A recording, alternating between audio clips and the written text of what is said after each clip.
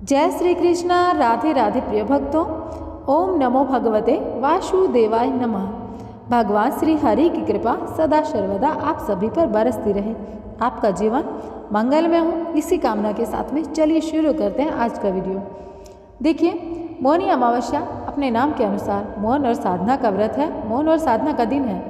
हम हर दिन जाने अनजाने कितनी ही बात बोल जाते हैं जिससे लोगों का मन आहत होता है और अपनी कई बातों को लेकर हम बाद में अफसोस भी करते हैं। इसलिए साधना के लिए मौन जो है वो परम आवश्यक माना गया है। गृहस्थ जन हमेशा मौन व्रत नहीं रख सकते, इसलिए एक दिन निर्धारित किया गया है जिसमें गृहस्थों को आत्मशुद्धि के लिए मौन व्रत का संकल्प लेना चाहिए। मौनी अमावस्या पर संभव हो तो पूरे दिन मौन धारण करें और मानसिक रूप से भगवान शिव और विष्णु का ध्यान करें, या फिर स्नान करने से पहले मौन धारण करें। स्नान के बाद में कुछ भी बोलें तो ऐसा ना बोलें जिससे किसी का मन आहत हो।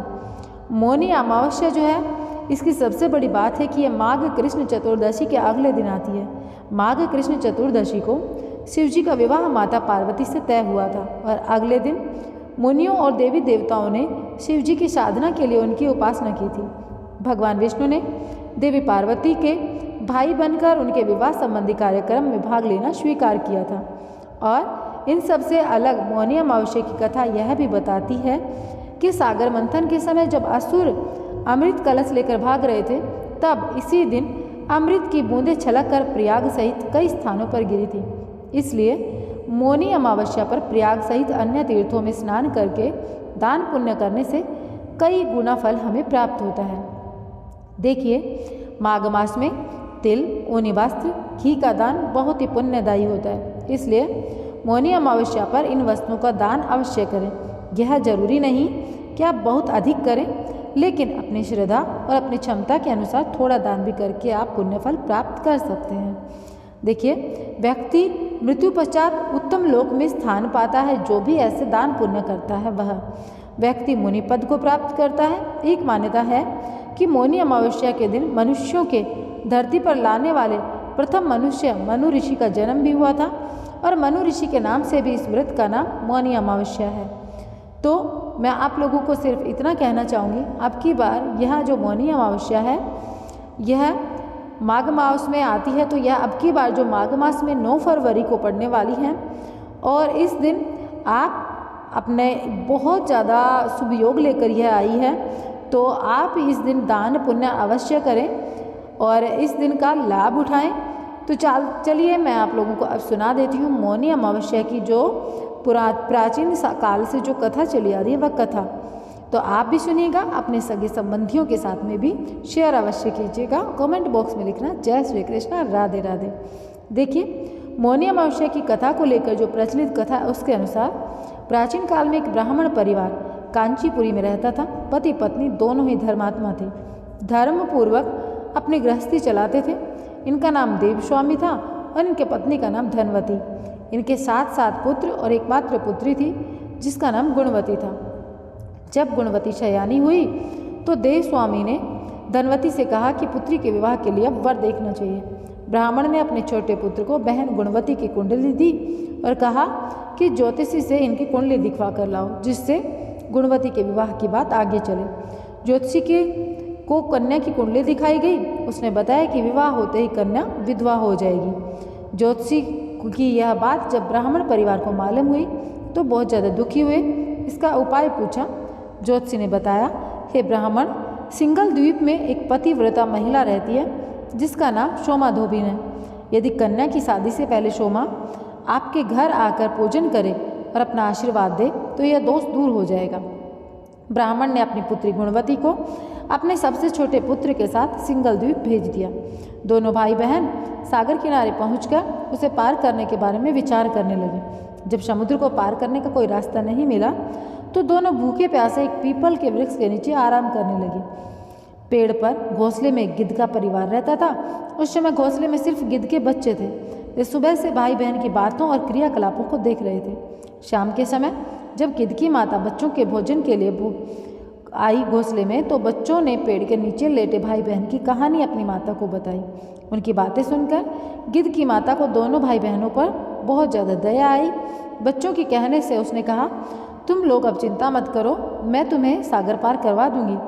बच्चों ने माता पिता की बातों को सुनकर खुशी खुशी भोजन ग्रहण किया। गिद्ध की माता बच्चों को भोजन कराकर दोनों भाई बहनों के पास गई और बोली, मैंने आपकी समस्याओं को जान लीजिए, आप चिंता मत कीजिए, आपकी समस्या का निदान मैं कर दूंगी, आपको मैं सोमाधोबन के पास पहुंचा दूंगी। गिद्ध की बातों को सुनकर दोनों भाई बहनों का मन आनंदित हो गया और उन्होंने रात वहीं गुजारी।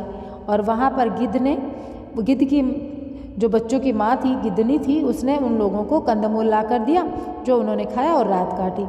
सुबह होते ही गिद्ध ने दोनों भाई बहनों को समुद्र पार करवाया और सिंगल द्वीप में सोमा धोबिन के घर के पास पहुंचा दिया।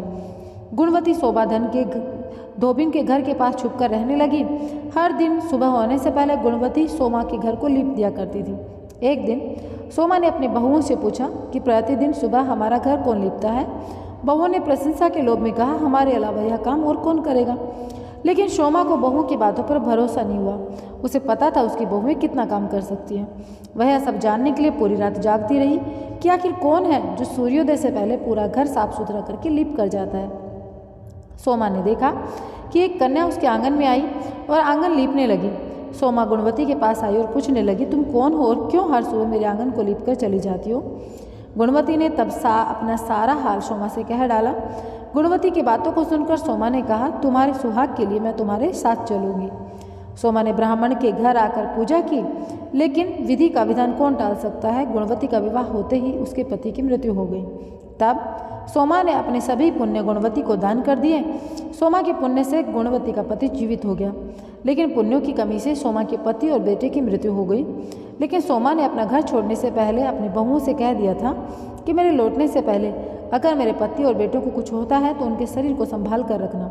बहुओं ने सास की आज्ञा को मानकर सभी के शरीर को संभाल कर रखा।